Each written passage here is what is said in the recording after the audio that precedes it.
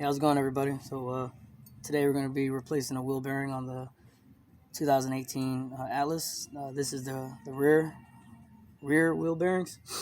So yep, I'm going to go ahead and remove the caliper carrier, and the rotor and the dust shield. So let me go ahead and get all that stuff removed, and I'll get back to you. And then also, one thing I wanted to give you guys a tip on: when removing the bolts to the caliper, you got the 7mm hex head socket and 8mm wrench.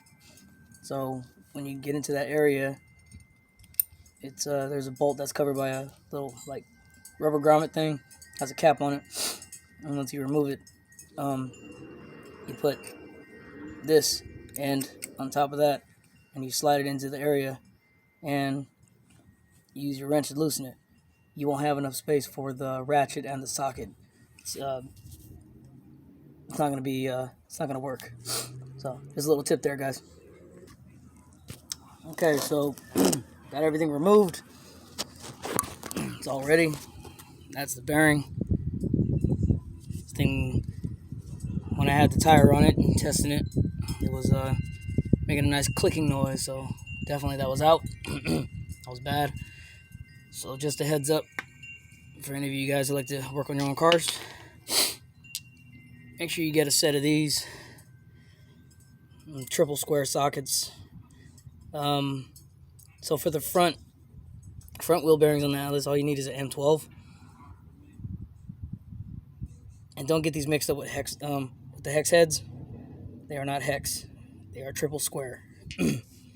For the rear, you need the 12 and the 14s. The 14s take off the caliper carrier bolts, and then the 12s will take off the bolts for the wheel bearings. So on the back here, there's the, hard to see, got those bolts right back there. Two more at the bottom. And that's very simple. So get you guys a set of those triple square socket sets. So they come in handy, trust me. All right, just a second. I'm about to remove this, and I'll get back to you. All right. So got that wheel bearing out. It's right here.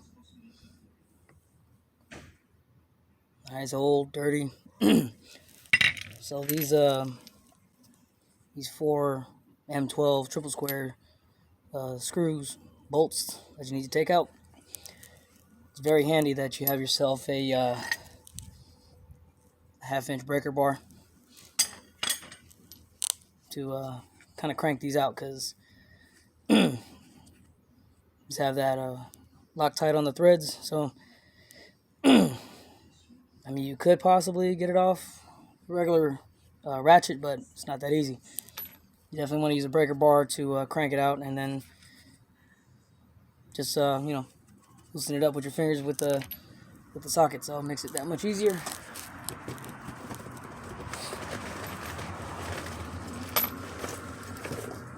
Got ourselves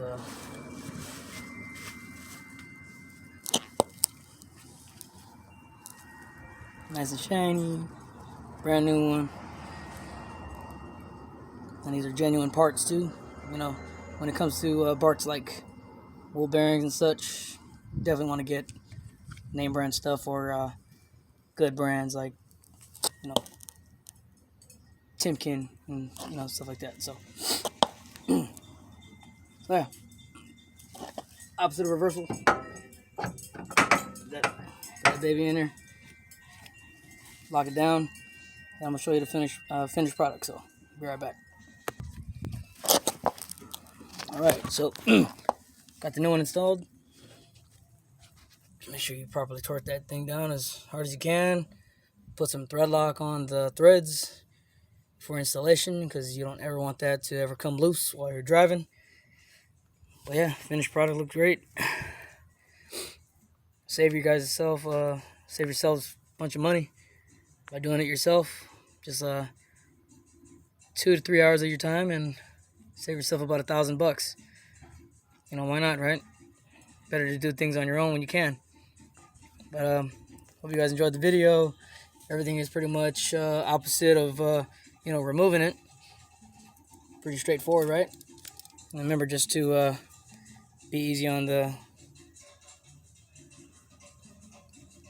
this guy here when putting it back in. You know, don't over torque that, because you already know the plastic. Pretty easy to break. It can be brittle at times, so be careful. Put it in nice and easy. Make sure it's nice and snug. Don't over tighten it, or else it will break. And again, as I suggested, get yourself some triple square sockets, because they will, come in handy, and save yourselves a lot of money by doing things yourself. So, all right, hope you guys enjoyed. Thanks.